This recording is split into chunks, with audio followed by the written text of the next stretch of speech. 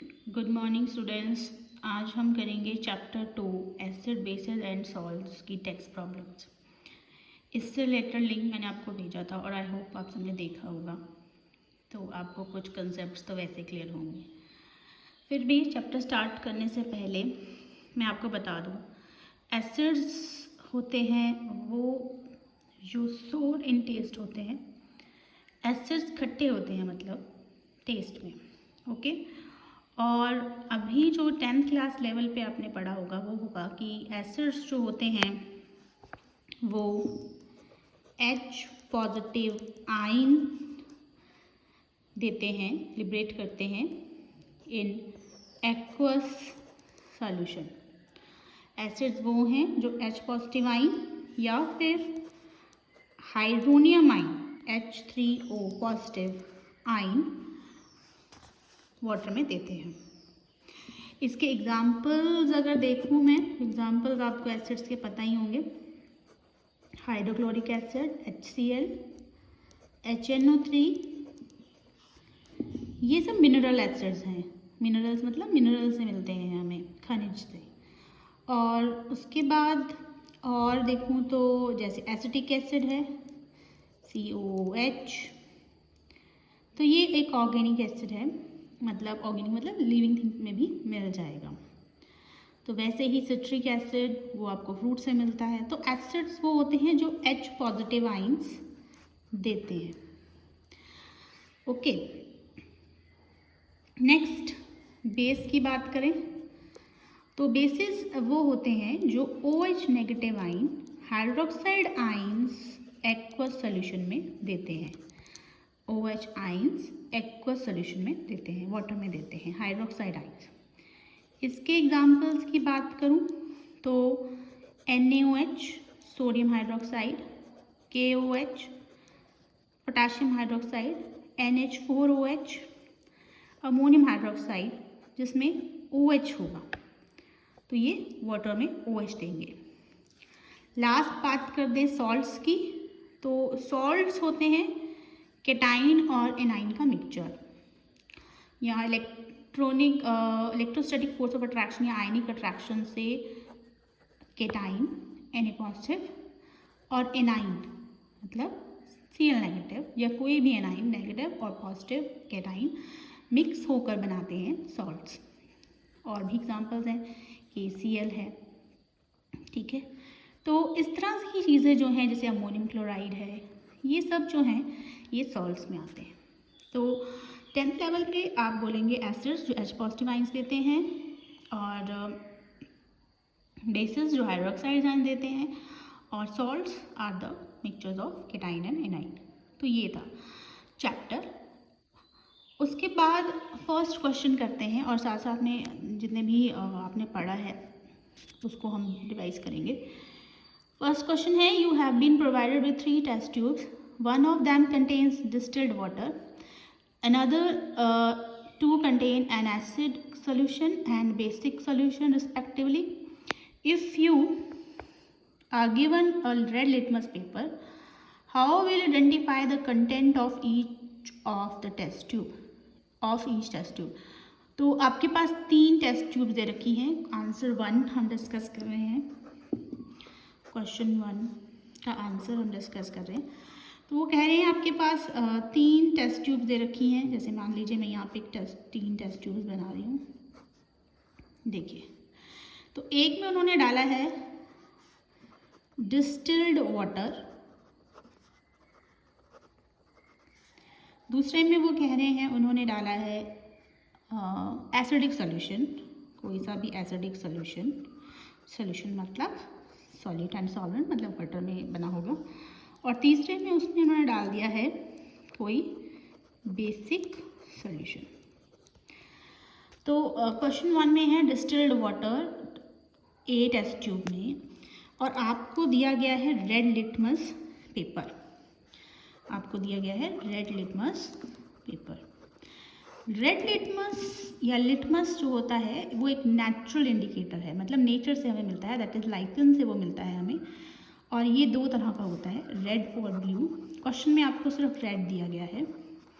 और आपने पढ़ा होगा कि जो रेड लिटमस है जब बेसिक सॉल्यूशन में डाला जाए, जब बेस में उसको डाल दिया जाए, it turns to blue.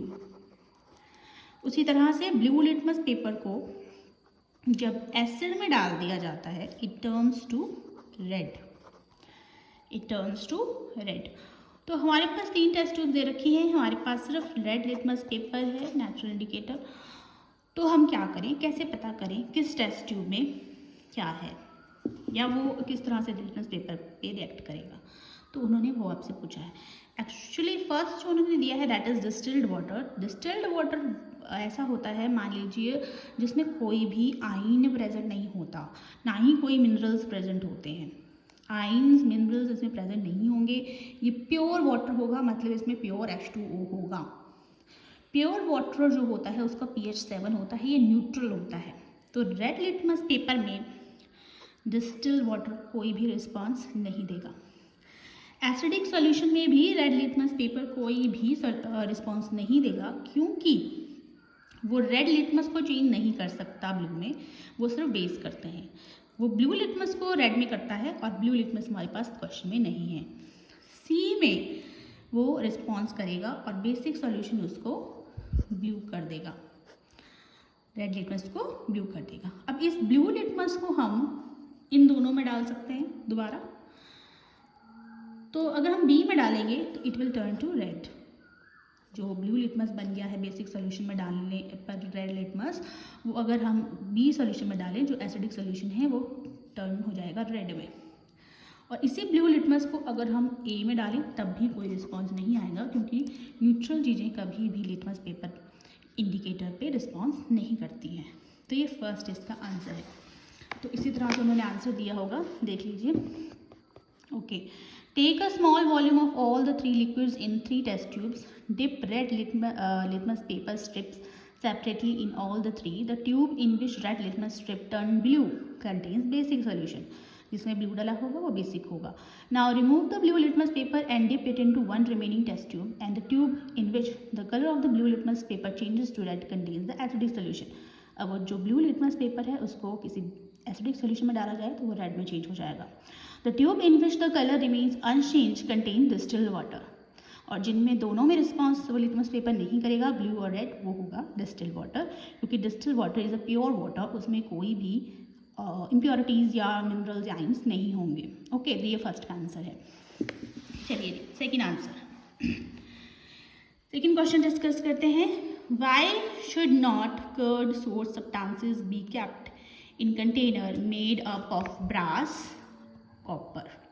Brass एक एलॉय है मेटल का, और कॉपर के बर्तन या कॉपर का वो एक एलॉय है, तो उसमें आप खट्टी चीज़ें नहीं रख सकते। क्वेश्चन ये है। ओके, क्यों नहीं रख सकते? हमने पढ़ा है खट्टी चीज़ें क्या होती हैं, एसिड्स होते हैं, खट्टे होते हैं सोर, मतलब एसिड्स होते हैं। तो हमने पढ़ा है, क्वेश्चन 2 का आंसर देखिए। क्वेश्चन 2 का आंसर है कि जब भी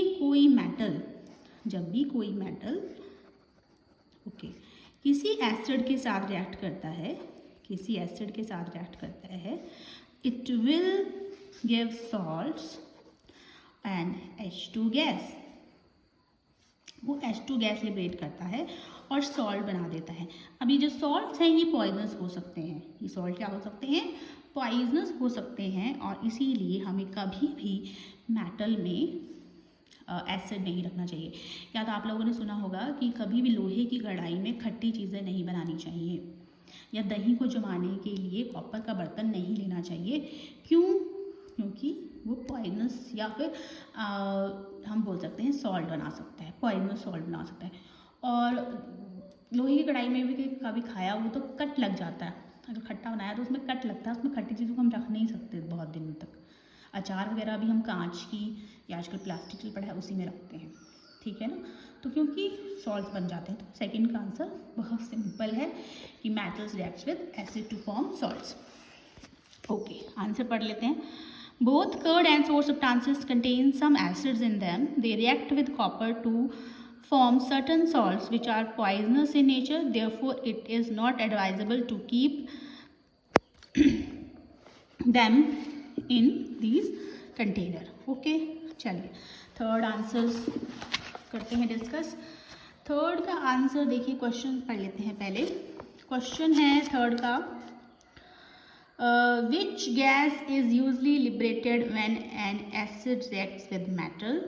Illustrate with example. How will you test the presence of this gas? तो ओके, ये क्वेश्चन भी कुछ सेकेंड क्वेश्चन जैसा ही है। वो बोल रहे हैं एसिड रिएक्ट विद मेटल। हम एक आंसर करते हैं थर्ड आंसर मैं करूँ तो आप लोगों ने एक्टिविटी पढ़ी है zinc solid react with dilute HCl, hydrochloric acid gives क्या देगा, ये देगा सॉल्ट ZnCl2, Zn की वैलेंसी +2, क्लोरीन की -1, बहुत हमने फर्स्ट चैप्टर में कर लिया। H2 गैस लिबरेट होगी, डिस्प्लेसमेंट रिएक्शन है। ओके, थोड़ा पिछला कर लेते हैं याद। तो जिंक डिस्प्लेस कर देगा हाइड्रोजन को और H2 गैस लिबरेट होगी। ओके, तो क्वेश्चन यही था कि कौन सी गैस लिबरेट होगी। क्वेश्चन में हमने ये पढ़ा है, तो आंसर हमारे पास है H2 गैस लिबरेट होती है। H2 गैस लिबरेट होती है और सॉल्ट बनता है, जैसे हमने अभी लास्ट क्वेश्चन में भी डिस्कस किया। और एग्जाम्पल हमारे पास इस तरह का है। अच्छा, इसकी प्रेजेंस कैसे चेक की जाती है, तो मैंने ये पिछली बार भी आपको बताया था। इसकी प्रेजेंस चेक की जाती है, हम हाइड्रोजन गैस के जैसे वो लिबरेट होती है तो सोप सोल्यूशन में डाल गैस को पास करवाते हैं और उसको बबल्स में ट्रैप हो जाती है, हल्की होती है गैस, और ये गैस कंबस्टेबल होती है, जलती है। तो जैसे ही आप मैस्टिक या कैंडल इसके पास लेके जाओगे, ये पॉक पॉक साउंड करके जलेगी। तो इस तरह से इसका चेक किया जाता है। ओके, आंसर है metals are mostly reactive in nature. They react with dilute HCl H2SO4 sulphuric acid to form hydrogen gas. For example वही है जो हमने किया है, इन्होंने बैलेंस भी किया है रिएक्शन, आप भी कर सकते हैं। The gas Burns with a pop sound when burning candle is brought near it. और बाकी आप डिटेल देख सकते हो जो लिंक मैंने भेजा था। नेक्स्ट क्वेश्चन पे जाते हैं। फोर्थ क्वेश्चन है हमारा, a metal compound A reacts with dilute hydrochloric acid to produce effervescence. They evolved extinguish the question लिखने का, the gas evolved extinguish a burning candle. Write a balanced chemical equation for the reaction if one of the compound formed is calcium chloride. Okay जी, question है कि एक compound है A, answer 4, एक compound है A, okay, और वो react कर रहा है HCl के साथ, डाइल्यूट HCl के साथ, और वो प्रोड्यूस कर रहा है इफर्विसेंस। देखिए, ध्यान में रखना है, बात याद रखनी है, इफर्विसेंस हमेशा ही कार्बन डाइऑक्साइड गैस निकालती है। मतलब अगर आप किसी मेटल सॉल्ट में डाइल्यूट HCl डालते हो और इफर्विसेंस आती है, तो इफर्विसेंस होती है CO2 गैस की वजह से, और साथ में वो बोल रहे हैं कि एक प्रोडक्ट बन रहा है कैल्शियम क्लोराइड CaCl2। तो देखिए, सॉल्ट होगा ये कोई, और सॉल्ट किसका होगा, कैल्शियम का, और उसमें CO2 लिबरेट हुई, मतलब कार्बोनेट्स हो सकते हैं। आप ध्यान में रखिएगा ये बात कि जब भी CO2 किसी रिएक्शन में रिलीज हो रही है, इफर्विसेंस हो रही है, इफर्विसेंस होते हैं बुलबुले से बनते हैं, ऐसे बुलबुले से भी बनेंगे और झाग जैसा बनता है और निकलता है। तो इफर्विसेंस होती है तो CO2 गैस लिबरेट होती है, और CO2 गैस किसी भी रिएक्शन में लिबरेट हो रही है तो कार्बोनेट्स ज़रूर होंगे। कार्बोनेट्स जब भी टूटते हैं तो वो CO2 गैस रिलीज करते हैं, कार्बोनेट्स, जैसे कैल्शियम कार्बोनेट। कैल्शियम कार्बोनेट को हीट कर दूं, अगर मैंने बोला ना एक और रिएक्शन है, कैल्शियम कार्बोनेट को हीट कर दूं तो क्या बनेगा, कैल्शियम ऑक्साइड और CO2। जब भी कार्बोनेट्स के रिएक्शंस होते हैं तो CO2 गैस रिलीज होती है, याद रखिएगा, और ये इफर्विसेंस बुलबुलों की तरह से निकलती है। तो आंसर हमारे पास यही है। चेक करते हैं, since the gas evolved with effervescence and extinguish fire, और फायर को बुझाएगी, कार्बन डाइऑक्साइड फायर को बुझाती है, ऑक्सीजन हेल्प करती है बर्निंग में और ये बुझा देती है। It expect to be gas as a calcium chloride is formed one of the product. This means the substance must be calcium carbonate. It reacts with dilute hydrochloric acid, और आपको रिएक्शन भी दे रखा है। Okay, calcium carbonate HCl gives calcium chloride, CO2 and water. Okay, CO2 निकल गई यहाँ से, calcium और क्लोराइड का रिएक्शन हो गया, हाइड्रोजन बचा, हाइड्रोजन और एक ऑक्सीजन बचा था, वो वाटर बन गया। चलिए जी, नेक्स्ट क्वेश्चन करते हैं। नेक्स्ट क्वेश्चन है, Aqueous solution of HCl, HNO3 and H2SO4 etc. show acidic character while those of compound like ethyl alcohol and glucose fail to do so. Okay, वो हमसे बोल रहे हैं कि H2SO4, HCl, आंसर 5, ये सब जो हैं एसिड्स बिहेव करते हैं. देखिए इनमें सब ये हाइड्रोजन देते हैं, इन सब के पास रिप्लेसेबल हाइड्रोजन होती है, ये हाइड्रोजन रिलीज करते हैं. बट वो बोल रहे हैं कि ग्लूकोज में तो 12 हाइड्रोजन्स हैं, इथाइल अल्कोहल में C2H5OH में 6 ऑक्सीजन हाइड्रोजन्स हैं, ऑक्सीजन नहीं हाइड्रोजन्स हैं. तो ये हाइड्रोजन लिबरेट क्यों नहीं करता? पहली बात, जितने भी एसिड्स हैं वो वाटर में डिसोशिएट हो जाते हैं. मतलब जब इनका वाटर के साथ रिएक्शन होगा, इनको एक्वस किया जाएगा, तो it will form hydronium ion and Cl negative. दिख रहा है, रखती हूँ.